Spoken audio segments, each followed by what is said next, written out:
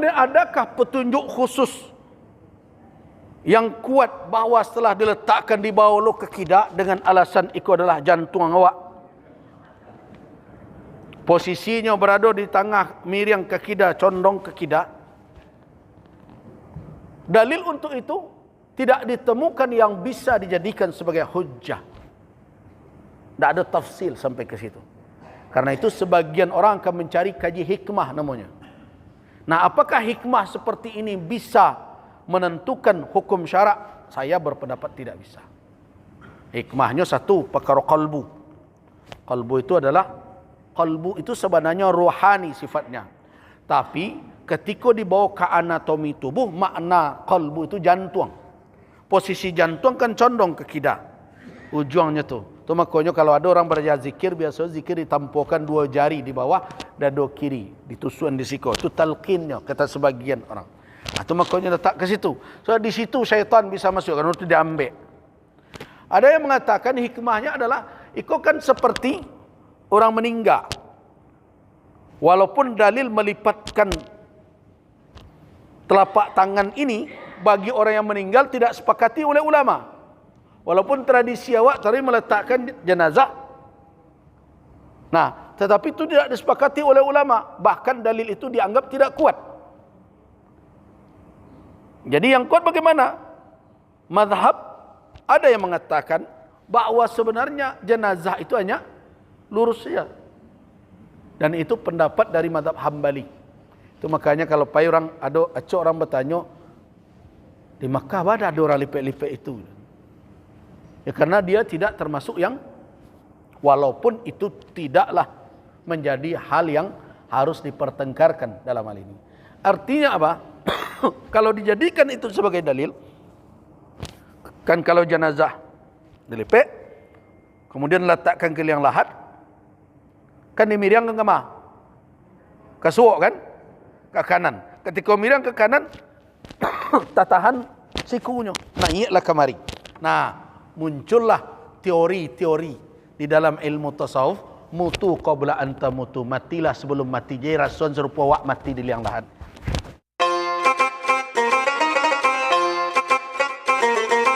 Melakukan sesuatu tanpa niat, mungkin dia mewujudkan perbuatan tetapi sebagai tradisi. Tapi kalau dia ingin menjadikan suatu amalan itu ibadah kepada Allah, maka harus dihadirkan niat. Itulah yang membedakan antara adat kebiasaan dengan ibadah. Karena ibadah tentu harus diniatkan lillahi ta'ala. Kemudian niat juga menentukan qadar yang diperoleh oleh orang itu dari amalnya. Wa innama likulli imri'in ma nawa. Sesungguhnya yang akan diperoleh oleh setiap orang itu adalah apa yang dia niatkan. Makanya Nabi SAW mengingatkan, faman kanat hijratuhu, siapa yang hijrahnya itu dia lakukan karena Allah, kepada Allah dan Rasul, faman kanat hijratu ila Allah wa rasuli, maka dia akan memperoleh imbalan dari Allah Subhanahu wa taala. Tapi kalau hijrahnya lid dunya yusibuha aw imra'atin yankihuha, hijrahnya itu didorong oleh dunia yang hendak dia peroleh, atau karena ada wanita yang ingin dia nikahi, berhijrah kekasihnya, pacarnya, dia hijrah pula. Nah, fahijratuhu, maka hijrahnya hanya tertuju ke sana. Artinya Allah Subhanahu wa taala tidak memberikan imbalan dari sisinya. Nah, berarti niat menentukan apa yang akan diperoleh oleh seseorang dan kadar apa yang akan dia dapat. Karena semakin tinggi keikhlasan seseorang di dalam niat, maka semakin besar faedah yang dia dapat di sisi Allah Subhanahu wa taala. Karena itu berhati-hati, jangan sampai niat itu dicampuri dengan riya, sum'ah. Nabi SAW ketika hendak berangkat pergi haji, beliau duduk di atas tunggangan beliau. Sebelum bergerak, apa yang beliau baca? Doa, Allahumma ja'alhu hajjan la riya'a fihi wala sum'ah, kata Nabi. Ya Allah, jadikanlah dia amalan yang akan beliau lakukan itu merupakan haji yang tidak ada di dalamnya riya dan tidak ada di dalamnya sum'ah. Riya, apa itu riya? Apa itu sum'ah? Riya itu adalah seseorang ya'malu amalan, melakukan suatu amal, kemudian dia perlihatkan, yudhiruhu liyarahun nas, dia munculkan supaya terlihat oleh orang banyak, dengan maksud apa? Agar orang itu memuji amalnya. Nah, ini pintu riya ini banyak sekali hari ini dengan era medsos ini. Sehingga lagi tawaf beribadah live juga. Lagi tawaf nih guys. Itu gaya orang kini.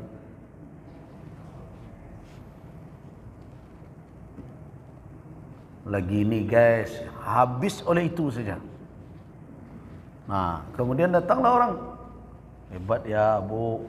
Nah, waduh, Ibu sudah sampai ya di Ka'bah. Itu nanti kajian dengan guys-guys tadi itu. Ya dapatlah pujian guys tadi itu. Nah,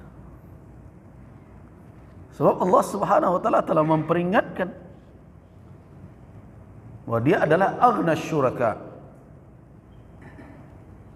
adalah yang paling tidak membutuhkan diperkongsikan dengan siapapun. Kalau sudah Allah diperkongsikan, dipersekutukan dengan yang lain, Allah Subhanahu wa taala berlepas diri dari amal tersebut. Mintalah kepada orang itu. Itu makanya nanti di hari kiamat ada orang, ya ada 3 yang didatangkan ke hadapan Allah Subhanahu wa taala. Yang satu diberikan oleh Allah Subhanahu wa taala kelebihan rezeki, berlimpah kekayaannya. Ditanya, setelah diingatkan nikmat Allah kepadanya, apakah dia membantah? Tentu tidak, fakta, kenyataan. Nah, kemana engkau pergunakan itu? Apa jawaban hamba tadi? Anfaqtuhu fi sabilik. Nah, aku infakkan di jalan engkau ya Allah. Apa kata Allah? Kadzabt. Engkau bohong, kata Allah. Kenapa? Manusia bisa ditipu dengan lidah, tapi Allah Subhanahu wa taala alimul ghaibi wasyahadah. Maha tahu dengan yang gaib, maha tahu dengan yang nyata. Allah Subhanahu wa taala maha tahu apa yang ada di dalam hati hambanya. Karena itu Allah katakan kadzabt.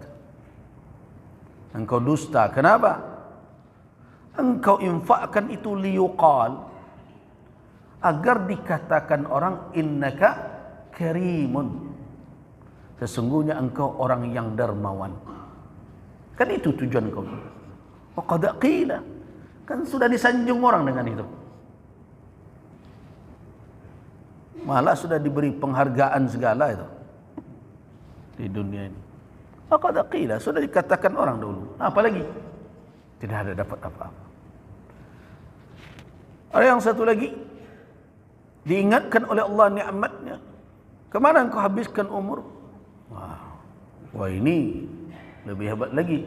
Qataltu fi sabilika hatta qutiltu. Aku berjihad, berperang di jalanmu sehingga saya gugur dalam berjuang di jalan engkau. Apa kata Allah? Kadzabta. Engkau bohong. Kenapa?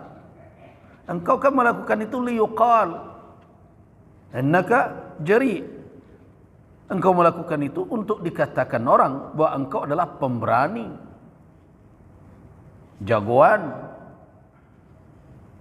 pahlawan. Qad qila, kan sudah dikatakan itu di dunia. Barangkali mungkin sudah dikuburkan Taman Makam Pahlawan dan dikeluarkan SK.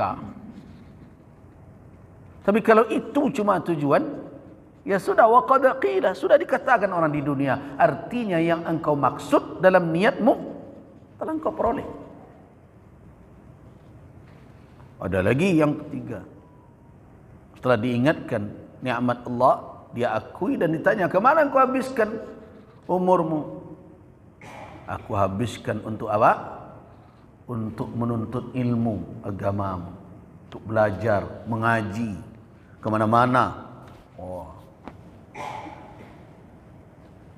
Untuk apa? Untuk mengembangkan dakwah, mengembangkan agamamu. Kata Allah, "Kadzdzabta, engkau bohong.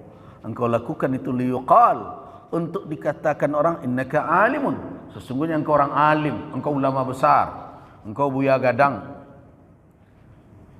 Dulu engkau berajaan tu nak jadi ketua MUI saja tu." Jangan-jangan begitu niat. Nah, kalau begitu niat, qad qila, kan sudah dikatakan orang dahulu. Artinya apa? Allah berlepas diri dari orang yang tidak tulus, yang tidak ikhlas di dalam niat. Itulah makanya ulama merumuskan syarat amalan itu makbul, diterima di sisi Allah apa? Ada dua syarat populer itu. Yang pertama adalah ikhlasun niyyah, ikhlasnya niat. Yang kedua adalah isabatus syariah, yaitu bersesuainya amal dengan tuntunan syariat. Jadi ingat, niat saja la takfi, niat saja tidak cukup. Tapi tanpa niat yang ikhlas, bahkan tanpa niat, amal tidak diterima. Tapi niat saja lillah, tapi nanti kerajaan tidak sesuai tuntunan Allah, bisa tak? Tidak bisa juga. Kan rancak niat itu menolong orang, iya menolong orang, tapi piti orang lain ni meliang untuk menolong orang itu, ya tidak bisa. Kalau begitu nanti jadi alasan oleh koruptor. Kenapa bapak korupsi? Saya ingin meringankan beban fuqara dan masakin. Itu korupsi jalannya. Jadi niat yang baik itu harus ditunaikan dengan cara yang baik dalam pandangan syariat. Itu makanya ada kaedah yang dirumuskan oleh para ulama, innallaha kama ta'abbadana bil ghayati ta'abbadana bil wasilah. Sesungguhnya Allah menjadikan ghayah, tujuan kita, niat kita untuk beramal itu sebagai apa? Sebagai ibadah. Jadi niat itu ibadah. Karena itu harus dalam rangka beribadah lillahi ta'ala. Tapi ingat, ibadah tidak hanya dengan niat saja, dengan wasilah, cara untuk mencapai tujuan itu juga harus dalam rangka beribadah. Jangan niatnya saja beribadah, caranya mendurhaka kepada Allah Subhanahu wa taala. Batallah alasan anak-anak muda yang berpacaran itu. Ya kan awak pengennya ingin kenal mengenal supaya menikah itu nanti tidak menjadi asing, bisa mencari keserasian, kesesuaian tu makanya pacaran wak biya, kan itu jawab. Tidak bisa begitu. Maksudnya baik, tapi caranya tidak direstui oleh syariat. Nah, kalau mau direstui syariat, ada tu bertunanganlah. Ada khitbah namanya. Nah, dalam masa khitbah itulah orang saling mengenali dalam batasan-batasan syar'i. Itu makanya di dalam fikih munakahat ada namanya khitbah, bertunang. Nah, di situ ada hukum-hukum tersendiri itu. Apa hukumnya tunangan melihat tunangannya? Ada hukum dalam syariat. Dia mengatakan boleh melihatnya hanya wajah dan telapak tangan saja. Dia mengatakan boleh melihat dalam keadaan berpakaian rumah.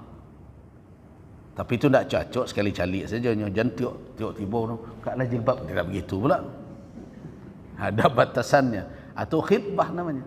Nah, masa khitbah itu juga masa yang diberikan oleh syarak untuk orang menimbang apakah dia akan maju ke rumah tangga atau tidak. Itu makanya khitbah itu tidak perlu diumum-umumkan. Tidak. Tunangan umumkan orang banyak. Pertunangan itu dalam rangka apa? Dalam rangka mencari tahu. Mana tahu ada yang tidak bisa di pertemuan. Dan surang pencinta jariang dan surang anti jariang, kan payah tu. Nah, satu pencinta jengkol, satu lagi anti jengkol. Anda namu sepakir, engkau bukan jengkol udah dia lidahnya. Nah, anda juga susu daripada bersyarak. Nah, kan bisa saja ada hal-hal yang kadang-kadang sulit untuk didapatkan. Nah, itu contoh ya. Jadi karena itu ada Islam memang tidak mengizinkan main paksa-paksa. Jadi tidak ada istilah kawin paksa, apalagi terpaksa kawin, itu tambah repot lagi tuh. Jadi niat harus dalam bentuk beribadah kepada Allah. Niat itu lillah, beribadah dengan niat. Tetapi ingat, wasilah jalan untuk mewujudkan niat tadi juga harus beribadah juga.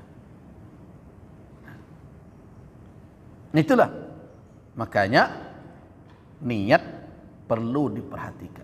Para ulama bersepakat bahwa niat dalam setiap amal itu adalah rukun berdasarkan hadis innamal a'malu binniyat. Ini sudah kita bicarakan, mahalluhal qalbu, sudah kita jelaskan tempatnya di dalam hati insan, kaifiatnya sudah kita jelaskan, dan apakah disyaratkan harus melafazkan niat, kita sudah jelaskan tidak disyaratkan. Jadi tanpa talaffuz bin niyah, tanpa mengucapkan nawaitu atau usalli, selama di dalam hati seseorang ketika hendak solat misalnya hadir amalan yang akan dia lakukan lillah, itu buah dari ilmu dia. Dia sudah belajar tentang maghrib, dia sudah tahu maghrib itu 3 rakaat, dia sudah tahu syaratnya menghadap kiblat, dia tahu dalam keadaan dia di belakang imam berarti jadi makmum. Selama maklumat itu hadir di dalam dirinya, tidak ada keraguan apa yang akan dia lakukan, walaupun dia tidak mengucapkan usolli fardal maghrib 3 rakaatin, niatnya sahihah, niatnya sah, dan rukun dari solat telah terpenuhi. Nah, sekarang setelah itu kita bicara apa lagi? Tentu bicara takbir. Nah, pembicaraan takbir ini akan ada 6 topik pembahasan kita tentang takbir. Takbir di dalam solat. Dan kita tahu bahwa takbir di dalam solat itu merupakan rukun dari solat berdasarkan kepada Al-Quran dan Sunnah Nabi sallallahu alaihi wasallam. Takbir Allahu Akbar itu merupakan rukun, dan itu adalah rukun pertama dalam bentuk qaul, dalam bentuk ucapan salat.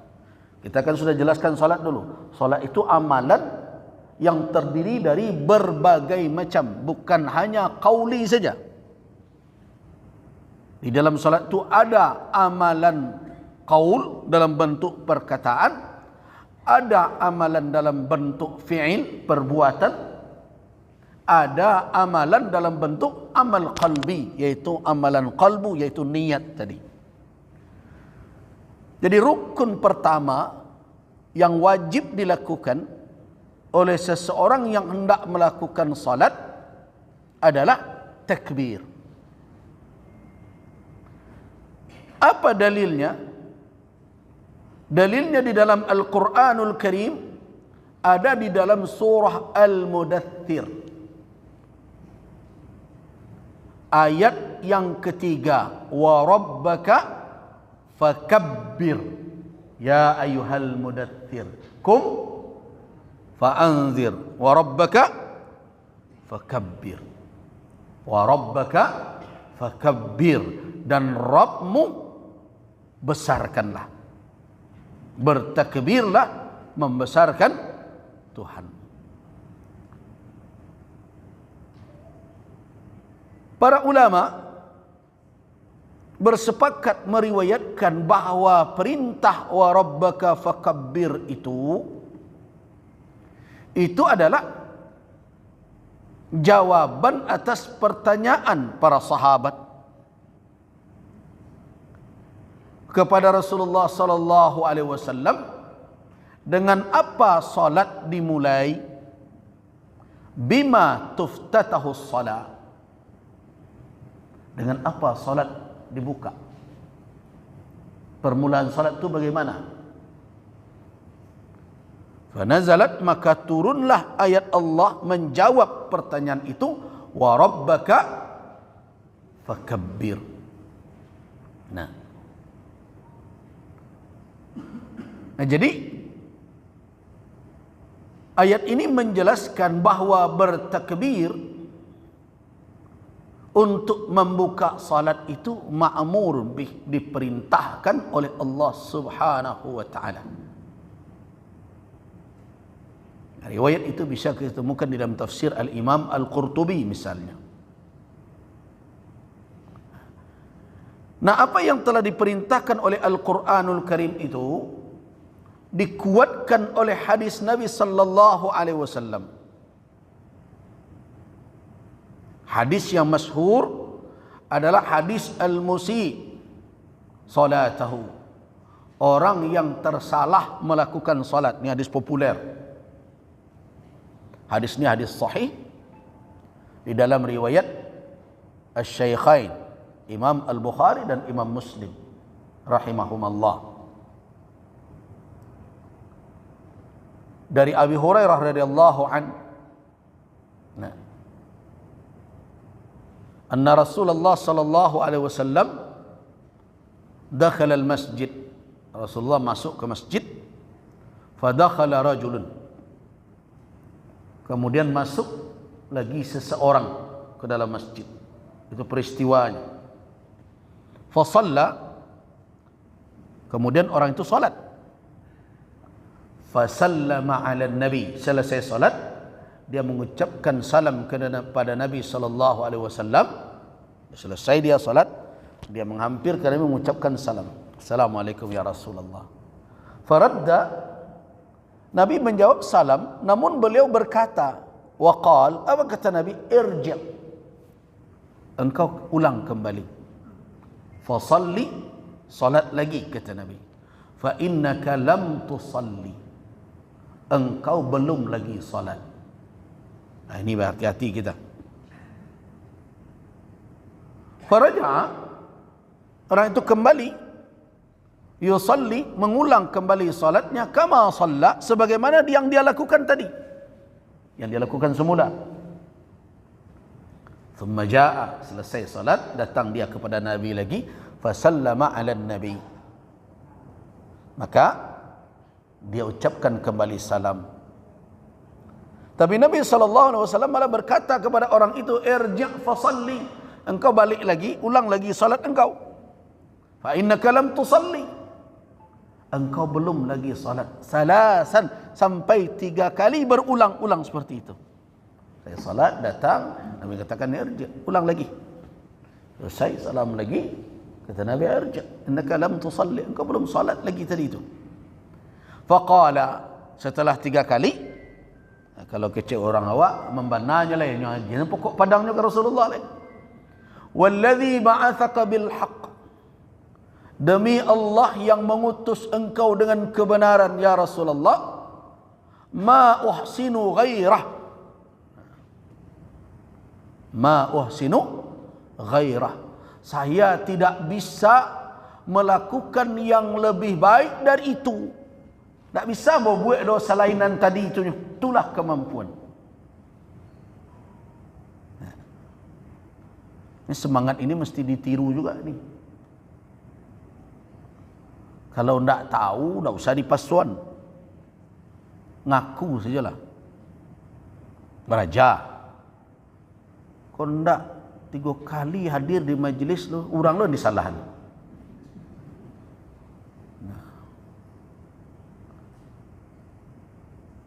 Kaji kau untuk awak dulu, bukan untuk penilai ulama lain, walaupun berbeza je guru awak. Saya sebenarnya mulai mengaji dulu ini saya tanamkan ke jamaah. Walaupun kita mengaji di sini, kemudian ada terdengar kajian lain, mungkin tidak sesuai dengan yang kita jelaskan di sini. Tidak kerja awak lo membantah buya lain itu dulu. Itu biasa urusan antar ulama itu. Kalau menurut kita berdalil apa yang kita lakukan, sudah kita dengarkan alasannya, amalkan untuk awak dan keluarga awak. Kalau tidak kan kini banyak orang yang jadi ustaz instan. Ngaji 3 kali pakai jubah stek. Nah, kalau penyanyi gue stek kan, itulah jadi buya lah tu. Nanti ustaz lah dinilai sudah ustaz tu tak betul kaji ini. Nah, tidak begitu cara kita. Seharusnya kita semakin belajar semakin tawaduk. Nah, kita lanjutkan. Setelah 3 kali mengulang dan Nabi tetap menyuruh dia kembali, apa kata beliau? Kata orang tadi kepada Rasulullah, "Walladzi ba'atsaka bil haqq, demi yang mengutus engkau dengan kebenaran ya Rasulullah, ma uhsinu ghairah." Saya tidak bisa lagi melakukan yang lebih baik selain dari itu. Nah, fa'allamani. Dia membaca fa'allimni, maka ajarkanlah saya ya Rasulullah. Faqal, disitulah Nabi memberikan petunjuk. Nah, apa kata Rasulullah sallallahu alaihi wasallam? Idza qumta ila shalah, apabila kamu berdiri hendak menunaikan salat, fakabbir. Nah ini yang jadi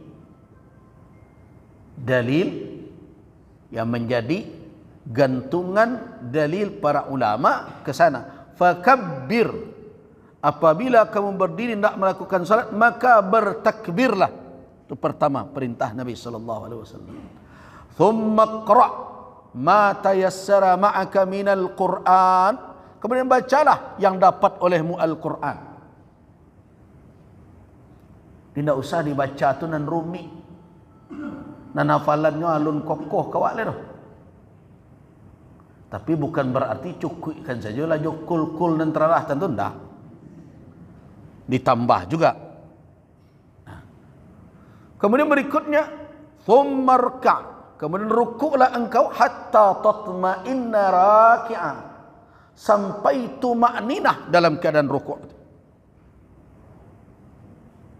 Thummarfa', kemudian angkat kepadamu hatta ta'dila qa'ima, sampai engkau berdiri dengan lurus.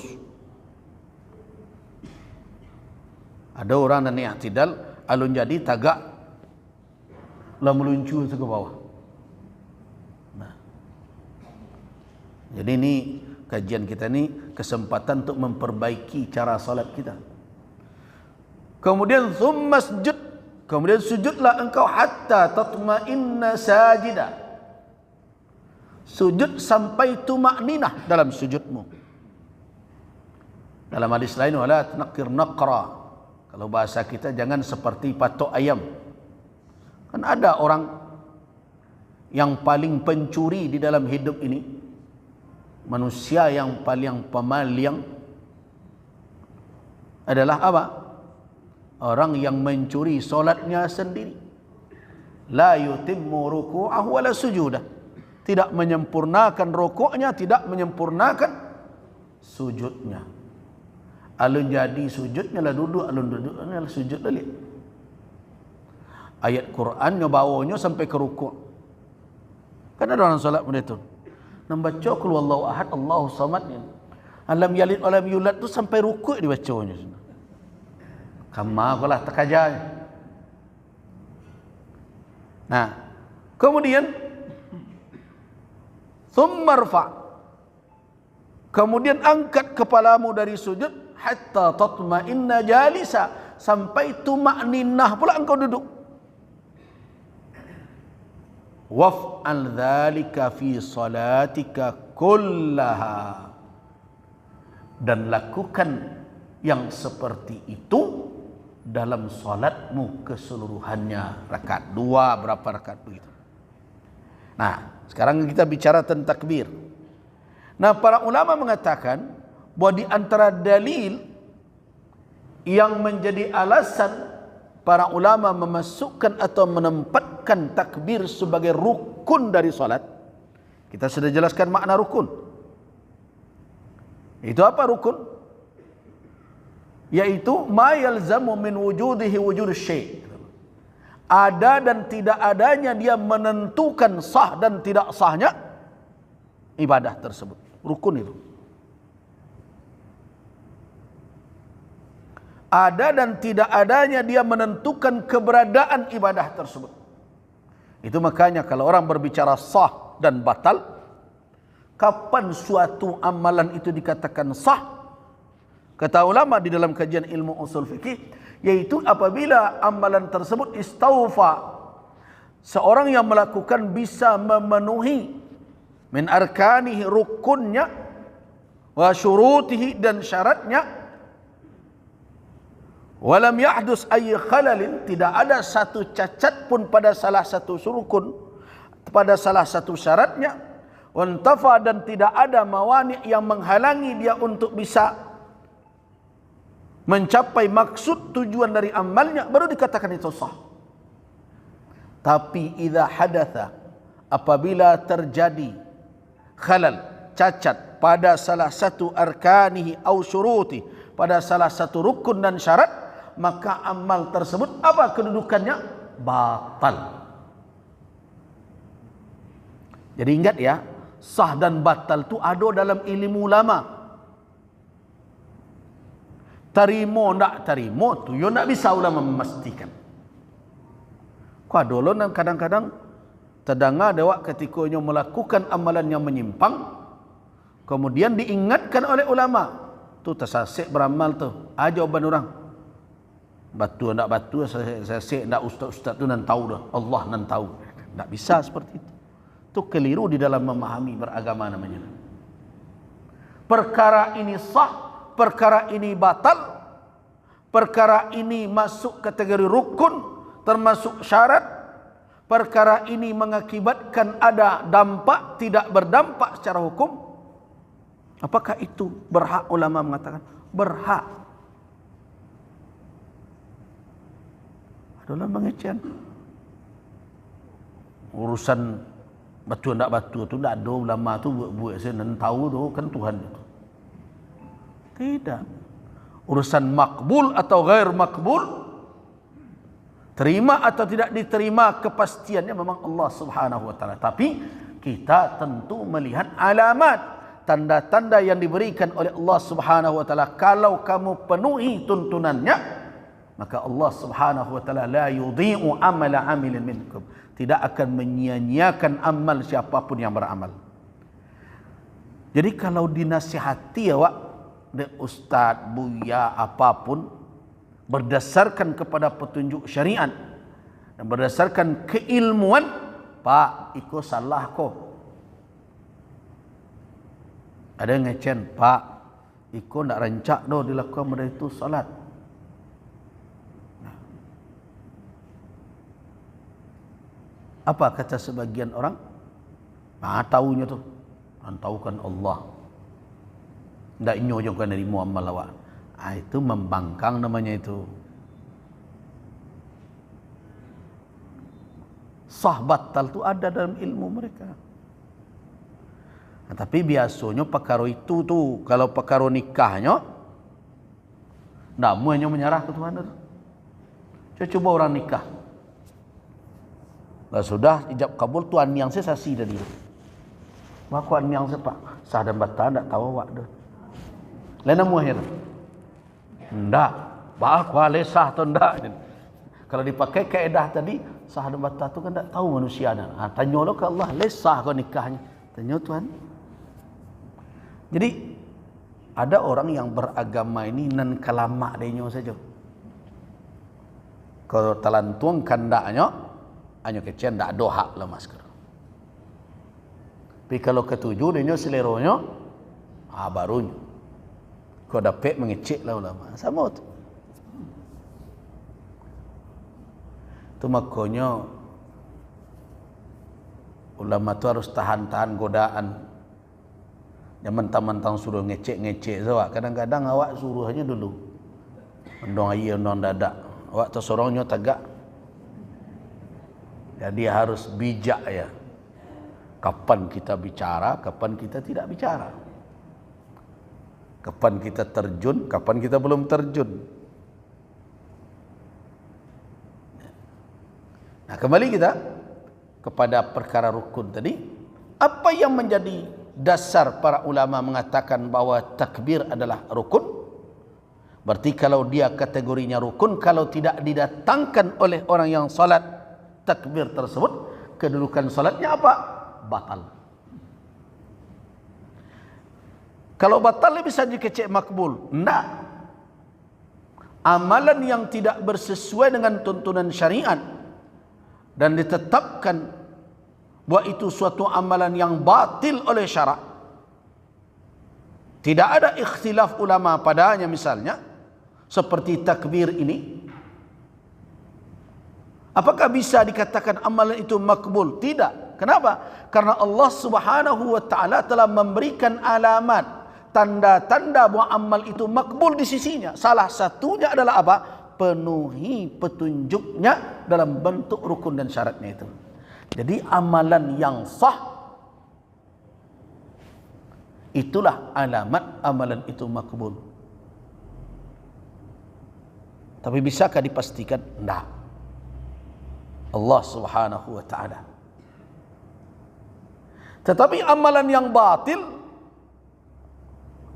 bisakah dikatakan bahwa itu mardud? Ya, tertolak. Jadi amalan yang sah ada harapan diterima dan mungkin ditolak. Ar-raja' wal khauf. Tapi kita harap diterima oleh Allah. Tapi amalan yang batil jelas tertolak di sisi Allah Subhanahu wa taala. Nah, itu dalil yang pertama. Hadis sahih dalam riwayat Imam Al-Bukhari, Imam Muslim yang menguatkan perintah Allah dalam surat Al-Mudaththir, fakabbir itu. Wa rabbaka fakabbir. Hadis yang kedua yang menjadi alasan ulama untuk meletakkan bahawa niat itu adalah rukun min arkanis salat adalah hadis dari Ali bin Abi Thalib radhiyallahu anhu.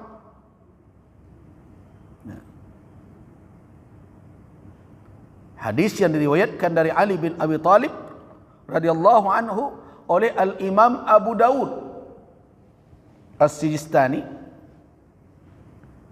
Rasulullah sallallahu alaihi wasallam bersabda, "Miftahus salati at-tuhur wa tahrimuha at-takbir wa tahliluha at-taslim."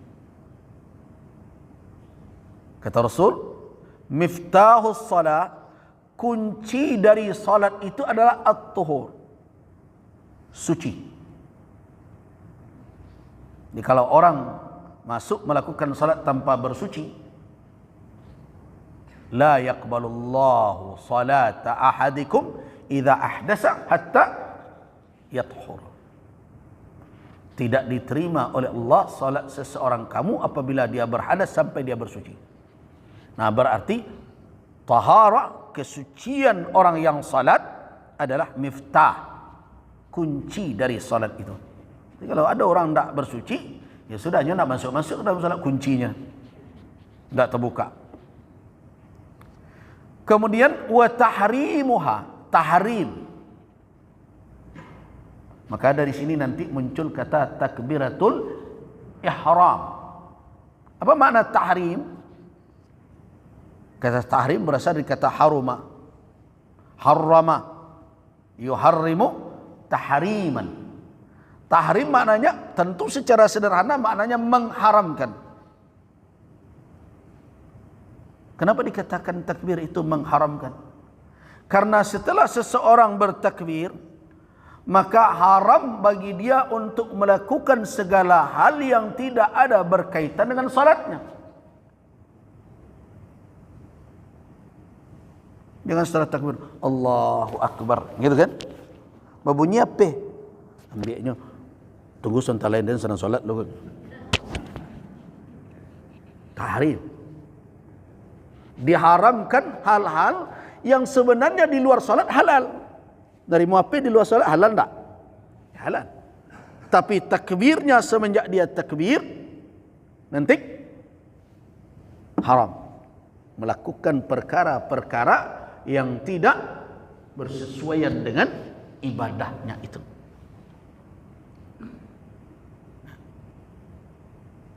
Makanya ada orang ketika salat belakang Nabi SAW mendengar kawannya sedang bersin. Sin, alhamdulillah. Jawabnya, yarhamukallah. Ikan memang di luar disuruh. Itu tasmid namanya.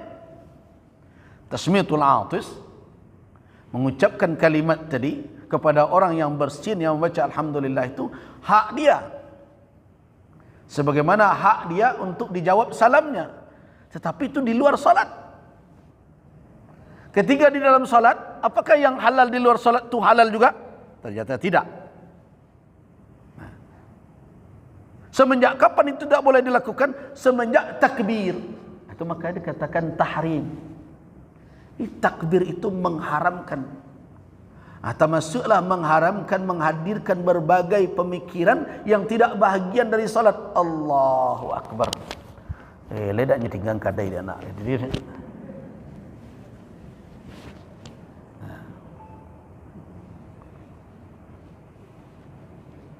Maka dalam salat ada perkara-perkara yang jelas haram dilakukan. Bisa dia berfungsi, yang haram itu bisa nanti merusak salat, bahkan ada yang membatalkan. Makanya Nabi SAW menegur orang yang mengucapkan kalimat kepada orang yang bersin tadi. Apa kata Rasulullah? Innama hadhihi salah, kata Nabi. Iko salat kau kecek Nabi. Fala yasihu fihi kalamun nas. Tidak sah di dalam salat ini berbicara dengan orang lain. Kalau sudah pakai yarhamukallah, ngeceknya orang itu namanya. Nah, semenjak kapan perbuatan-perbuatan yang di luar tadi halal itu menjadi haram? Semenjak takbiratul ihram. Dan ingat, kalau sudah takbiratul ihram, tidak bisa begitu saja dibatalkan.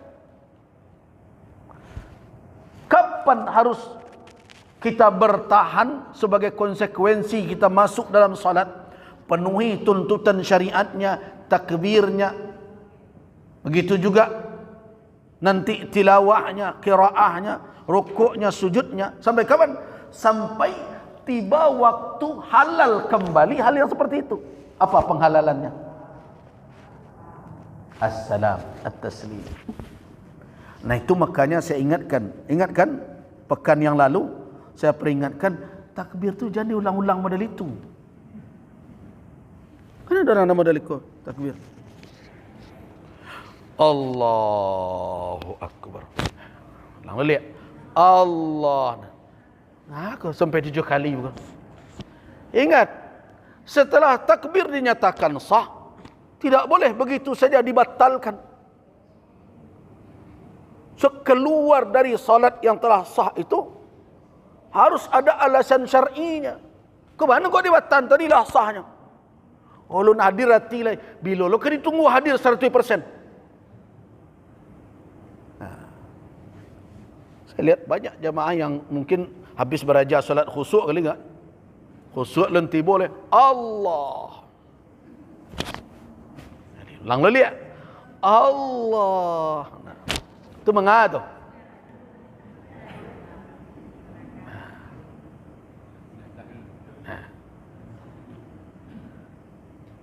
Jadi kekhusukan itu dicari dengan apa? Dicari di dalam perintah itu. Di kalau lu hadirnya penuh kekhusukan tu lah. Cari, makanya guna iringi bacaan awak, gerak awak dengan tadabbur dan membawakan rasa menghadirkan keagungan Allah Subhanahu wa taala. Jadi jandek mengajar kau kusuk-kusuk, takbir berbuat 4 kali. Tidak ada begitu. So, kalau seseorang telah sah takbirnya, berarti dia telah masuk ke dalam salatnya. Dan tidak boleh begitu saja salat dibatalkan. Jadi nak cok boleh itulah, jangan diulang je lain.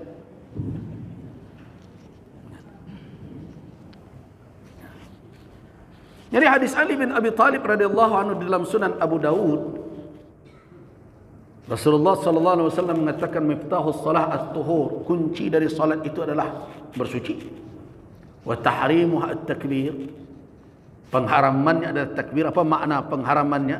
Artinya berbagai perbuatan yang tidak terkait dengan salat semenjak takbir sah tidak boleh dilakukan, haram. Nah, termasuk membatalkan salat tanpa alasan, haram hukumnya.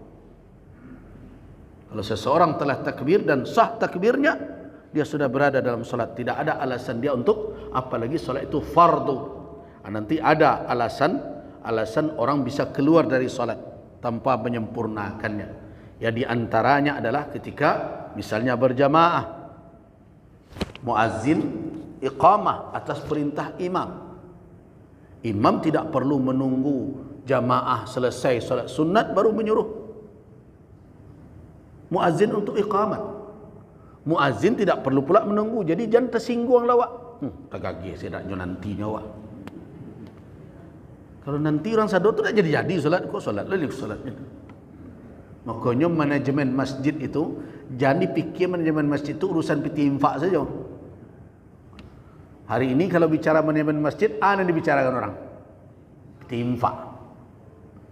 Yang manajemen masjid dan utama adalah bagaimana pelaksanaan ibadah di rumah Allah sesuai dengan tuntunan syariat. Itu manajemen utamanya tu. Dan lain-lain kok, urusan lapi, urusan AC, urusan infak itu pendukung itu. Jangan dibalik. Fungsi masjid itu secara utama kalau saya mengatakan 2. Yang pertama adalah tempat beribadah, yang kedua adalah tempat bermajelis ilmu. Nah, seluruh tata kelola di luar yang 2 ini, di luar dan 2 tadi itu adalah untuk menopang agar yang 2 ini lancar.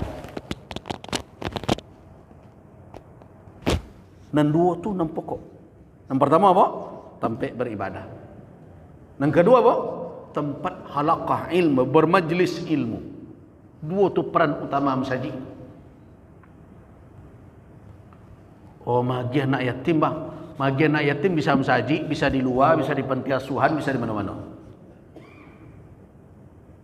Alai. Oh, aduh, kini masjid kok dapat jadi bisa orang lalok dalam. Berbagai macam. Apakah itu peran utama masjid? Tidak.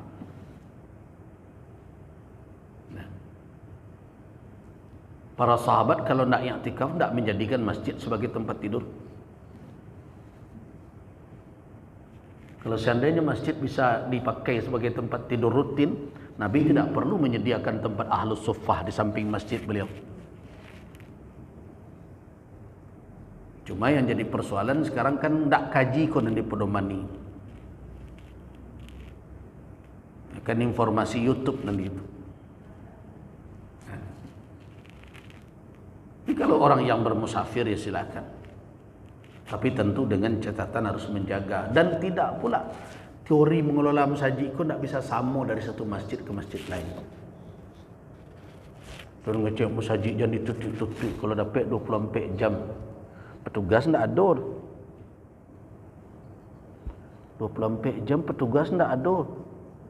Tak kompak, tak infak. Sana hilang dah. Mikrofon di bawah orang. Mesin di sandang orang. Apalagi kalau masjid itu tidak berada di tengah orang ramai. Saja di kampung kan sebagian di sudut kampung, bagi tak bau orang situ. Jadi mengelola masjid itu sesuai dengan situasi dan kondisinya. Tidak bisa jadi ukuran kau saja iko harus sama je saja itu. Ada orang ngecer. Masjid yang terbaik itu adalah infaknya adalah nol. Setiap dan dapat agian. Itu untuk musajid dan infaknya lancar.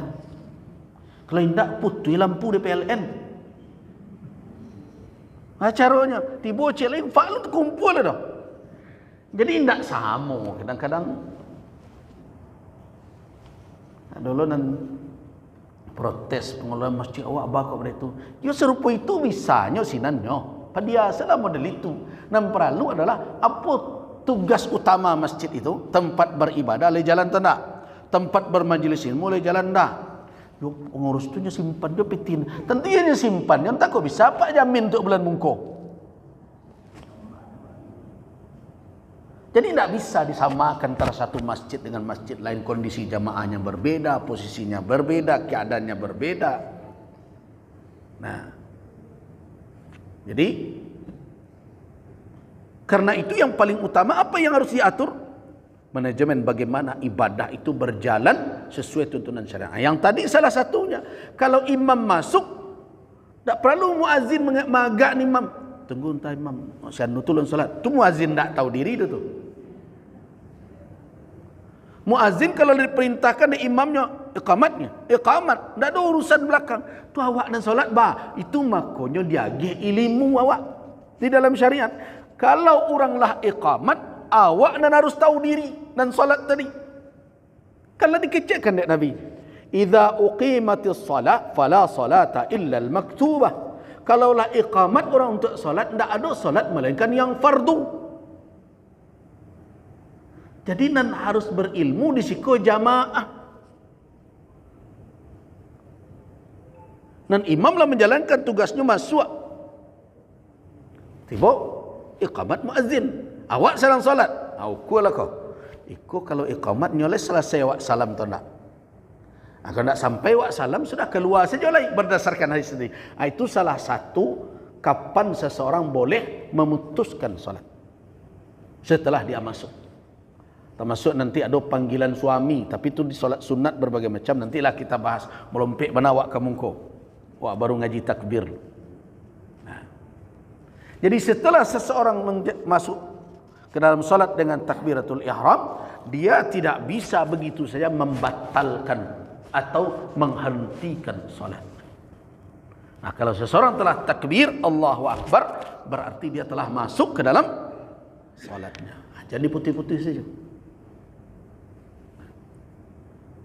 Nah, itulah makna dari hadis Ali bin Abi Thalib, tahrimuha at-takbir. Tahrimnya solat itu adalah at-takbir. Nah, setelah kita mengetahui bahawa hukum takbiratul ihram itu adalah wajib secara hukum taklifinya dan rukun min arkanis salah dan merupakan salah satu dari rukun salat menurut jumhurul ulama, jumhur fuqaha. Artinya apa? Tanpa takbir seseorang tidak akan masuk ke dalam salat, artinya tidak bisa menunaikannya. Para ahli tafsir menukilkan ijma' bahawa ayat wa rabbaka fakabbir itu adalah ayat yang menjawab pertanyaan orang tentang salat. Kemudian ditambah dengan hadis-hadis, tadi hadis orang yang tersalah salatnya, kemudian hadis Ali bin Abi Thalib. Nah, ini semua dalil-dalil itu, itulah yang menjadi alasan bagi ulama menempatkan takbir itu rukun. Jadi jangan dikatakan ulama ahli fikih membuat-buat saja. Pandai mereka buat-buat itu. Tidak. Ulama merumuskan itu berdasarkan kepada dalil. Nah, kemudian apa persoalan yang terkait dengan takbir itu? Yang pertama adalah lafaz. Apakah lafaz takbir itu harus berkait seperti lafaz itu atau boleh tak dengan lafaz lain? Ini jadi pembahasan.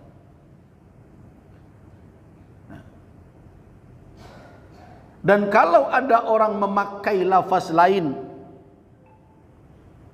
menggantikan kata Allahu Akbar itu dengan yang lain, apakah salatnya sah?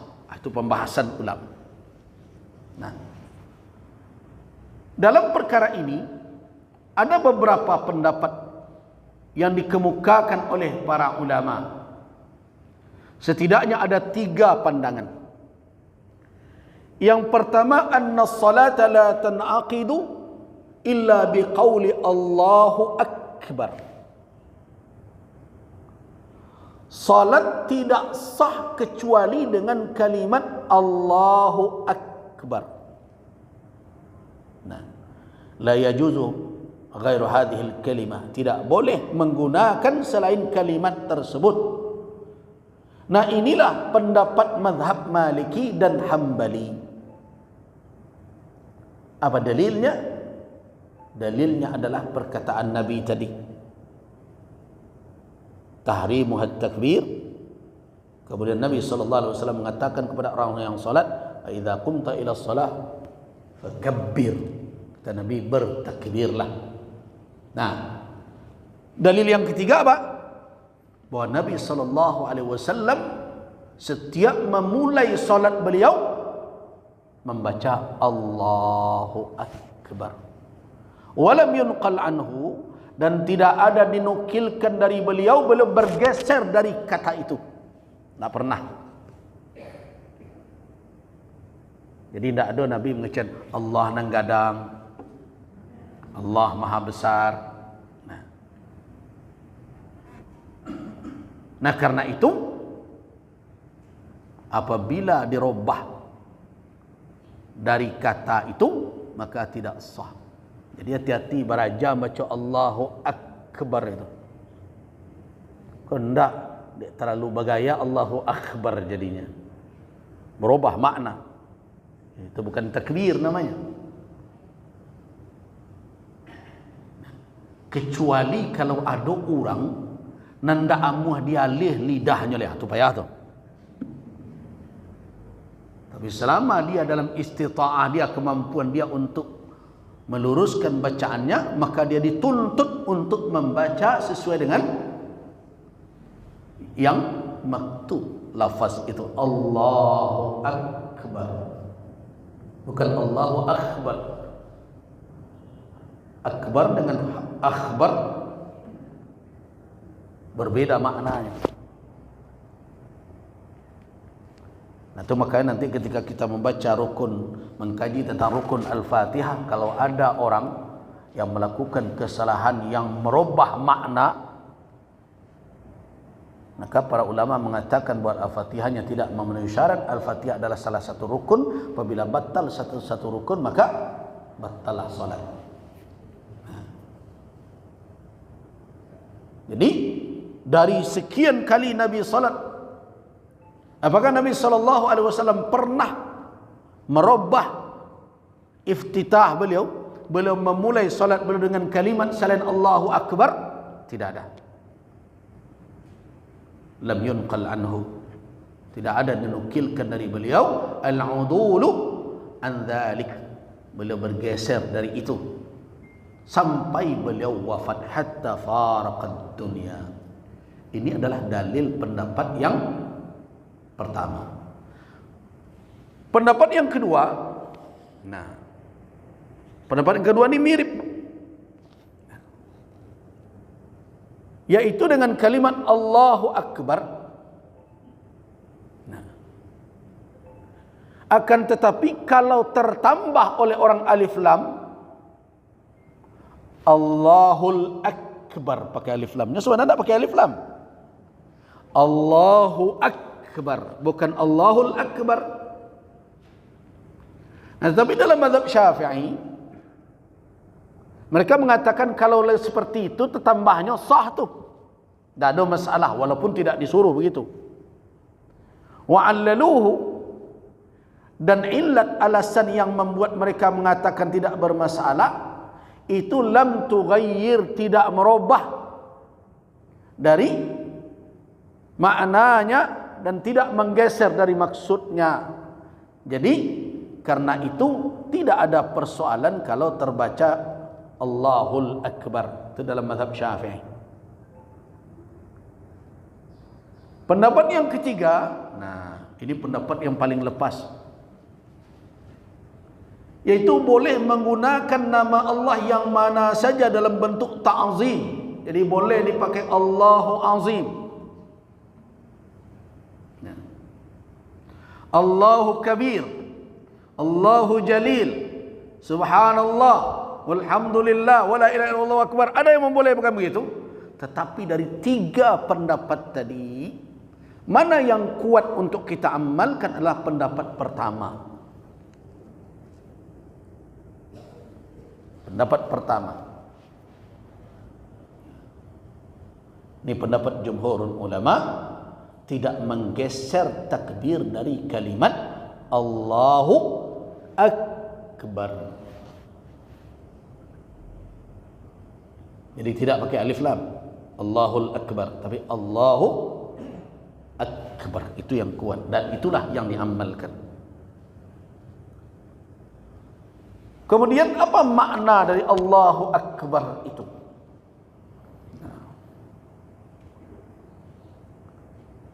Ulama mencoba menjelaskan makna supaya kita bisa mendapatkan hikmah di balik amalan kita, ucapan tersebut.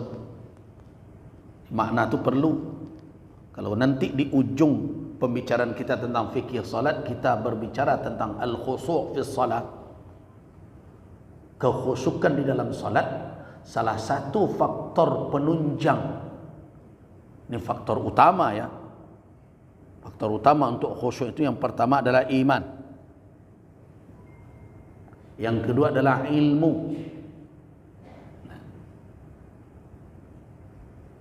Yang ketiga apa? Ad-du'a. Nah, ilmu tadi kalau dibuat cabangnya ilmu tentang apa? Salah satunya di samping ilmu tentang kaifiat, cara melakukan salat menurut tuntunan syariat, termasuk ilmu dengan apa? Tentang makna, tentang maksud dari al-a'mal, amalan salat itu sendiri. Jadi kalau payah khusyuk, salah satu faktornya adalah arti Fatihah saya tidak tahu, tidak tentu makna yang dibaca entah apa. Ini salah satu faktor untuk mewujudkan kekhusyukan salat adalah mengetahui apa? Makna dari apa yang kita ucapkan itu. Nah, termasuk Allahu Akbar. Allahu Akbar, kata ulama, merupakan suatu kalimat yang di ujungnya ada yang tersuruh sebenarnya, yang tidak ditulis tapi dianggap ada, mahdzuf dia. Artinya apa? Ay min kulli syai'in, dihilangkan kalimat min kulli syai'in karena maknanya jelas itu. Allahu Akbar maknanya apa? Allah Maha Besar dari segala sesuatu. Kok tidak ada kata segala sesuatu tu? Itulah ditunjukkan saja kalimat itu, tidak perlu disempurnakan di situ. Itu yang mengatakan maknanya. Nah, ini kebiasaan orang Arab kalau mengucapkan itu, dia awakkan acok je model itu. Kalau ditanya orang, "Pai kama bu?" Aja we awak. Ke pasar. Itu kan ada nan tinggal. Nan dihilangkan. Kalau nak luri-luri menjawab, tanya orang, "Pai kama bu?" "Ambo pai ka pasar." Tapi nan dibaca ke pasar. Kadang tak pakai ka, pasar. Nah, di dalam bahasa, tidak hanya bahasa Arab saja, di bahasa yang lain-lain ada di situ, ada yang dihilangkan untuk meringkaskan ucapan, termasuk ada yang dipakai tidak sesuai dengan maknanya, yang dipakai lain dan muka surat lain juga. Itu disebut dengan majaz namanya. Ibu-ibu kan banyak tu pakai kalimat itu. Beko pulang dari ngaji kah, ibu-ibu kan bertanak biasanya nak. Apa yang ditanak? Tanak nasi. Lu nado terdengar yang orang gak mau ngecek. Atau nak mak, atau nak bareh, tidak ada. Entah kok itu ngecekan. Ada di kecekan. Mengabu, tak nasi, nah itu. Nah.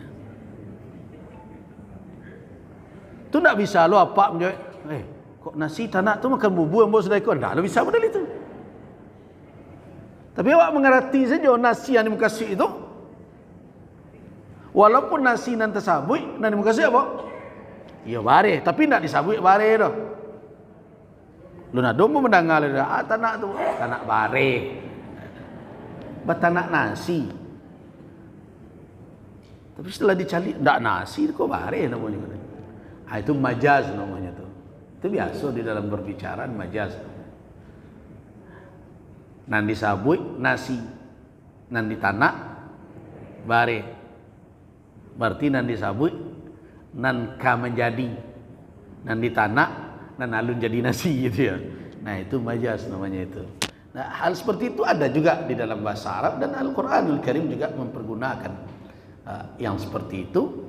Nah karena itu ada yang mahzuf di situ. Jadi makna Allahu Akbar itu bermakna Allahu Akbar min kulli syai'in. Allah maha besar dari apa saja, dari segala sesuatu. Nah. Sama dengan mengatakan kamu hebat. Kan ada kalimat yang tersembunyi itu. Kamu hebat dari yang lain. Tentu dari yang lain tak dibaca dah. Karena hebat itu perbandingan. Sama dong ngecian karena naga. Awak yo rancak. Mana rancak? Rancak dari yang lain. Nah, ada kalimat-kalimat yang tersembunyi. Jadi makna Allahu Akbar, akbar min kulli syai'. Nah, makna yang kedua bisa bermakna ay min ayyuzkar bi ghairi tahmid wat tamjid wat ta'zim. Allah Maha Besar. Makna Maha Besar di situ Allah Maha Besar dari segala sebutan yang tidak beriringan dengan pujian, sanjungan dan pengagungan. Jadi tidak patut awak menyebut Allah Subhanahu wa taala melainkan dengan ta'zim. Jadi ada maknanya, dua makna. Nah, kalau saya coba memahami kedua makna itu masuk. Jadi ketika kita membaca Allahu Akbar begitu, apa yang hadir? Yang pertama adalah pernyataan bahwa Allah akbar min kulli syai'. Maha besar dari segala apapun. Yang kedua adalah maha besar dengan kemuliaannya, keagungannya, tidak pantas rasanya kita menyebutnya tanpa ada kata ta'zim. Jadi keduanya apa yang dikatakan oleh ulama itu masuk sebenarnya dalam kalimat Allahu Akbar tadi. Cuma yang tidak hadir di dalam diri kita selama ini ketika kita membaca Allahu Akbar adalah talazumnya. Kemestiannya. Kalau kita katakan Allahu Akbar min kulli syai', awak ku sia. Itu tidak hadir. Di dalam salat awak. Ketika kita katakan Allah Maha Besar dari segala sesuatu, terus kita ini masuk tak dalam segala sesuatu itu? Nah, kalau kita masuk dalam segala sesuatu, kita kira-kira kita apa? Tidak ada nilai. Sangatlah kecil. Kalau kecil saja, beku samulok je gunung. Gunung kadang berdoa.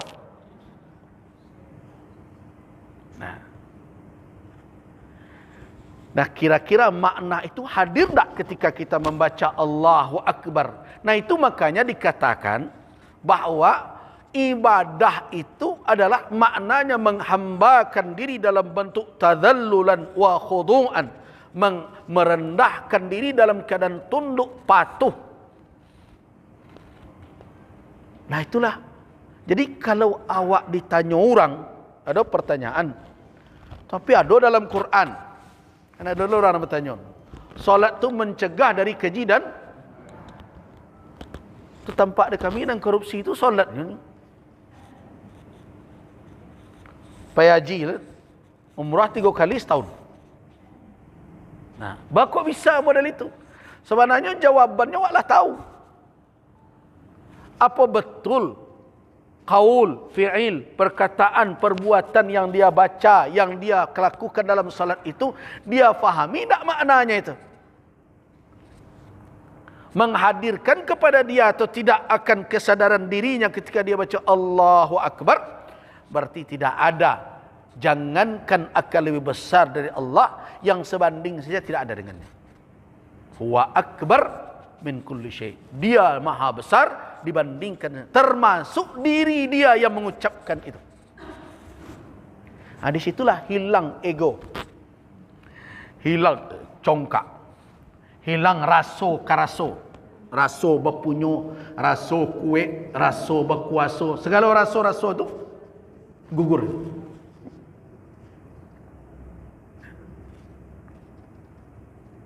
Nah, orang inilah yang kemudian masuk dalam kategori mendirikan salat. So, sesudahnya sadari itu, keluar dari pintu itu berbeda perasaan begitu. So, makanya ada ulama menjawab, dimawak mendirikan salat di luar saji. Tapi orang saji salat, cuma ngarajuan salat tu, mendirikan di situ. Nah, so nampak orang salat tu bukan di siku, siku tunduk sadu di orang kok. Semua orang pergi ke Makkah. Tiba di Makkah tu tak tanggung tu. Ayah mata aku murah mana keluar. Sebentar nangis. Walaupun sebagian tak tahu ni tangiannya. Mau bawa jamaah dulu kan. Baru si tiba nangis sadonya. Tanya. Dan surang tanya, tangian yo tekana dua buya yo lalai wa assalamualaikum. Atunya tahu tu penyebab tanginya. Oh nyo lalai assalamualaikum la telanjui ko akini nyo menangi. Sadar. Dan lain abang kok menangi. Dia yo biar aku ketika muda lah dulu mau payah. Tu ada alasan. Ada dan nomor 3 ditanya, ada tangian. Entahlah ya orang menangi lah tangi lah wak. Atu tangi partisipasi namanya tu. Tak jalin aja tangian. Orang lah nangi lah. Partisipasi menangi. Nah, dalam suasana itu orang mudah sadar. Kenapa? Situasi dan kondisi. Makanya di masjid ini seluruh orang taat. Berdoa. Tiba di luar. Nah, di situ baru iqamah, mendirikannya di situ. Efek dari solat itu akan terlihat ketika di luar sana. Lain tak menggalainya, lain untuk menggalai orang salat tak. Kok berkarajo jadi pegawai, lain bantu orang salatnya tidak. Nah itulah. Itu makanya iqamatus salat fi kharijil masjid, fi kharijil, mendirikan salat itu di luar masjid. Itu maksud perkataan ulama. Kembali kita kepada takbir tadi. Nah, jadi makna dari takbir adalah Allah maha besar dari segala sesuatu. Karena itu tidak patut kita sebut dia tanpa ada rasa keagungan, pengagungan di dalam diri kita, pujian, sanjungan dengan apa yang layak untuk kita sebutkan kepada Allah Subhanahu wa taala. Jadi rasa itu. Nah, akibat dari itu, kalau hadir itu, maka terasalah ubudiyah, kehambaan kita. Hamba tu tak punya khiyar, tak punya pilihan. Alhamdulillah kita tidak bertemu masa perbudakan. Kalau ada masa perbudakan dahulu, dari berbagai informasi yang kita baca, budak tidak punya pilihan. Pilihan budak itu pilihan tuannya. Jangankan pilihan dirinya saja merupakan barang yang bisa diperjualbelikan. Itulah budak dan itulah abdun. Itulah hamba. Nah, karena itu tidak boleh orang menghambakan dirinya kepada siapapun, kepada selain Allah. Kedudukan hamba jadi menjadi hina, rendah. Karena itu tidak ada pilihan bagi seorang hamba melainkan patuh kepada pemiliknya. Siapa pemilik kita? Inna lillahi. Nah,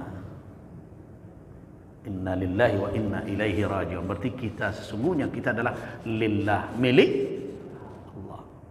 Kau badan awak kau tak milik awak tu. Milik Allah pada hakikatnya. Seluruh apa yang di langit dan di bumi, lahu ma fis samawati wal ardh. Dia yang punya. Cuma kau tak boleh bunuh diri. Bakok bunuh diri kok berdosa kadang. Kan ada pertanyaannya. Mengalu kok berdosa biar nang dibunuhnya dirinya, nang marasainya. Itu kan karena apa? Karena landasan berfikirnya dia mengira bahwa tubuh dia, nyawa dia yang punya. Tidak.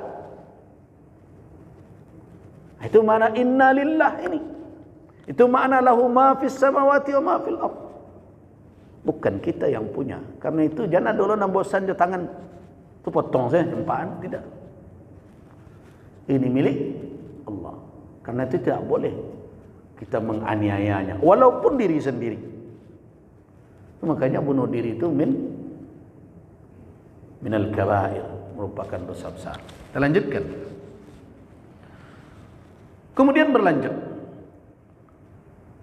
Kalau kita telah mengucapkan itu, bagaimana posisi dan keadaan orang yang salat ketika mengucapkan takbir? Apakah sah takbir itu? Kalau tadi sudah jelas dalam hadis orang yang tersalah salatnya, idza qumta ila shalah, apabila engkau berdiri hendak melakukan salat, apa? Fakabbir, bertakbirlah. Berarti jelas posisi takbir adalah posisi qiyam. Posisi dalam keadaan berdiri. Pertanyaannya, apakah boleh tidak bertakbir dalam keadaan duduk? Nah, kenapa demikian? Karena sebagian orang ada yang tidak mampu dalam keadaan berdiri. Nah, orang yang berpendapat tidak sah, coba lihat. Nyoka duduk di atas kursi kan, dia tidak mampu berdiri. Tapi untuk takbirnya pas sonjo, Allah, barunya duduk. Pernah lihat tak? Nah, orang ini adalah orang, ada dua kemungkinan pendapatnya. Yang pertama, orang yang mengatakan tidak sah salat fardu melainkan takbirnya dalam keadaan berdiri. Karena itu yang pason. Atau orang yang mengatakan afdal. Nah, dari penjelasan ulama, at-takbir la yan'aqidu fil faridati illa min qa'imin. Takbir tidak sempurna, tidak sah pada yang fardu melainkan dalam keadaan berdiri. Nah, itu yang difahami oleh ulama, oleh orang tadi. Padahal maksud ulama itu adalah bukan seperti tadi, sehingga harus memaksakan kalaunya dalam keadaan sakit kadang berpason. Tidak. Itu kan bagi orang yang mampu. Bagi orang yang tidak mampu, dia bisa takbir dalam keadaan duduk, dia bisa takbir dalam keadaan berbaring. So hadis Nabi SAW jelas, sebagaimana yang diriwayatkan oleh Al-Imam Al-Bukhari. Ini hadis Imran ibn Al-Husin. Kata Nabi SAW, salli qa'iman, salatlah berdiri. Fa illam tastati' fa qa'idan, kalau kamu tidak sanggup duduk. Fa illam tastati' fa ala jambin, kalau tidak sanggup duduk berbaring, kata Nabi.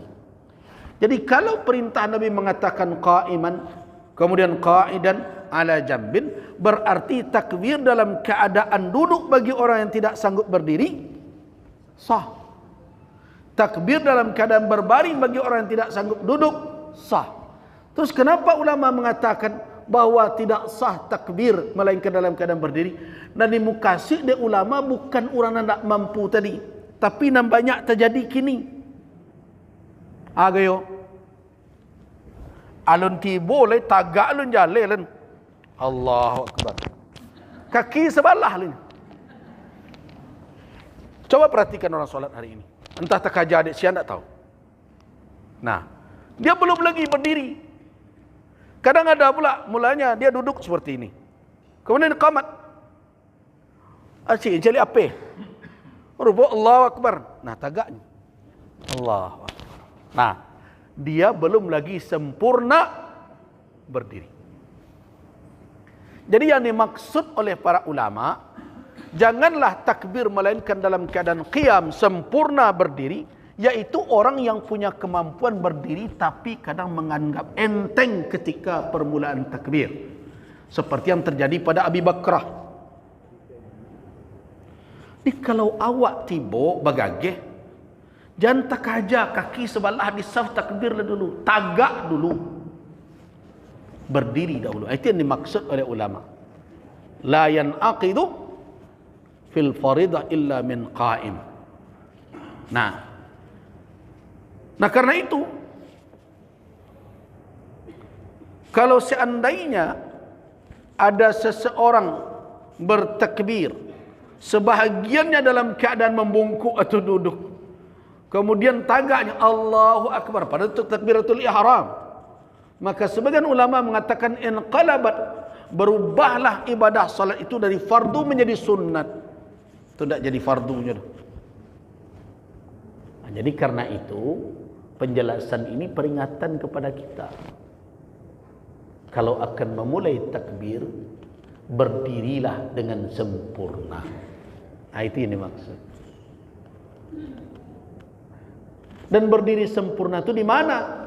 Kalau kita berjamaah, ya pada saf. Jangan seperti kasus Abu Bakrah. Karena ingin mendapatkan rakaat dengan Nabi, Nabi sedang rukuk, dia baru tiba di pintu. Takbir jadi pintu tu. Allahu Akbar. Dia berukuk sekali, Allahu Akbar. Pas tagaknya melangkah selangkah ke saf. Nah, tapi setelah itu kan diberi peringatan oleh Nabi. Zadakallah hirsan. Semangat engkau untuk berjamaah, untuk mendapatkan rakaat, ditambahlah hendaknya oleh Allah Subhanahu wa taala. Walakin la ta'un, tapi kerajunan tadi jangan diulang dilihat dah, kata Nabi. Begitu Nabi bijak ya mengingatkan. Kerajunan tadi jangan diulang dilihat. La tukabbir hatta ta'ti as-saffa. Jangan engkau takbir melainkan setelah sampai di saf. Nah, begitu juga berdiri dengan sempurna itu juga akan menghadirkan hati kita, pikiran kita. Apalagi sebagian kita ada yang tidak menjaga adab ketika hendak menuju ke masjid. Berlari mendengar iqamat, kan tak boleh. Sehingga angok sasak. Nah, baru tiba di saf angok sasak langsung takbir. Tagak lelok dulu. Nah, kenapa dilarang? Karena itu menghilangkan kekhusyukan. Coba bayangkan serakaat menyelesaikan angok selalu. Itu makanya jangan. Alaikumus sakinah. Tenang sajalah. Tapi you tinggal tarui saja. Kalau tinggal tarui saja, bukan balari ubeknya. Jago wakatunya. Itu salah ubek namanya tu. Salah ubek. Kalau awak acok tertinggal, anak harus dipeloi.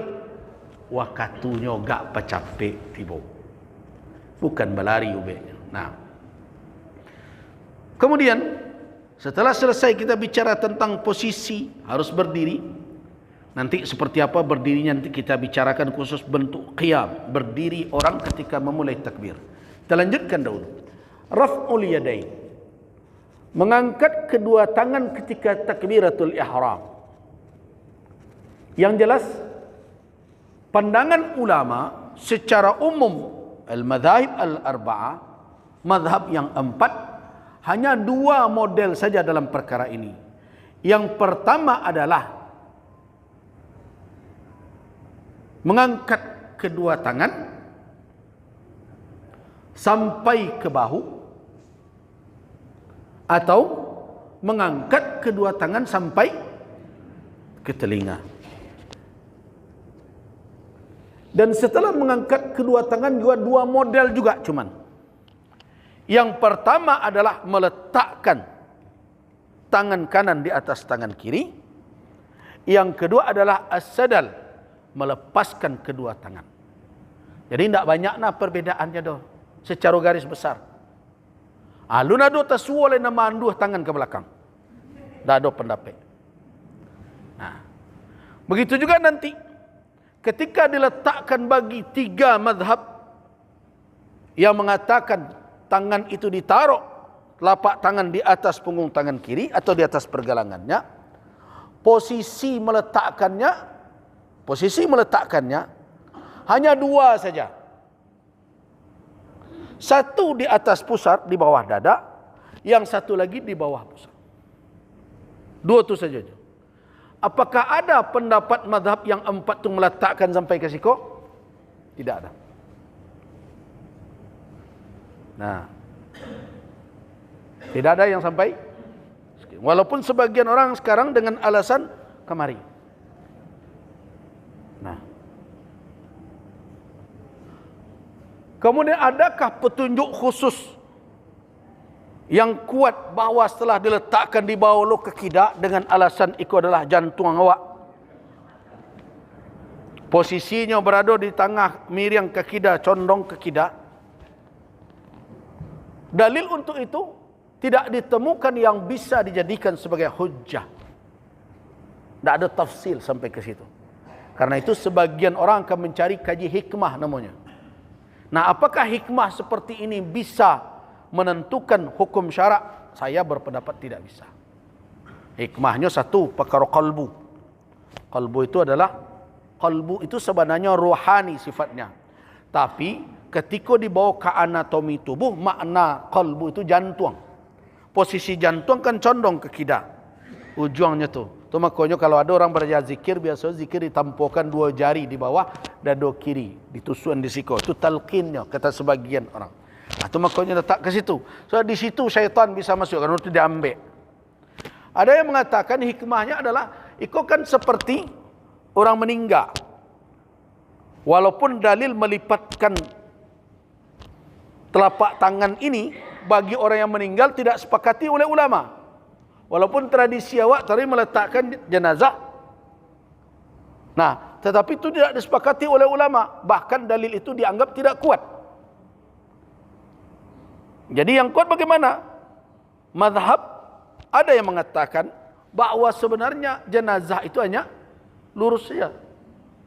Dan itu pendapat dari mazhab Hambali. Itu makanya kalau orang bertanya, di Makkah ada orang lipet-lipet itu. Ya karena dia tidak termasuk yang, walaupun itu tidaklah menjadi hal yang harus dipertengkarkan dalam hal ini. Artinya apa? Kalau dijadikan itu sebagai dalil, kan kalau jenazah dilipet, kemudian letakkan ke liang lahat, kan dimiring ke kemah? Ke suok kan? Ke kanan. Ketika miring ke kanan, tatahan sikunya, naiklah kemari. Nah, muncullah teori-teori di dalam ilmu tasawuf, mutu qabla anta mutu, matilah sebelum mati. Jadi rasul serupa wak mati di liang lahat. Nah, tapi apakah teori-teori seperti itu bisa menjadi illat hukum? Tidak. Nah, jadi karena itu dalam perkara mengangkat tangan ada 2 pandangan terkait dengan sampai di mana tangan itu diangkat dan kapan dia diangkat. Sampai di mana dia diangkat? Dia diangkat sampai satu riwayat sampai hazwal mankibain, sampai setentang dengan apa? Dengan bahu, dan ada yang berpendapat adalah hazwa setentang dengan telinga.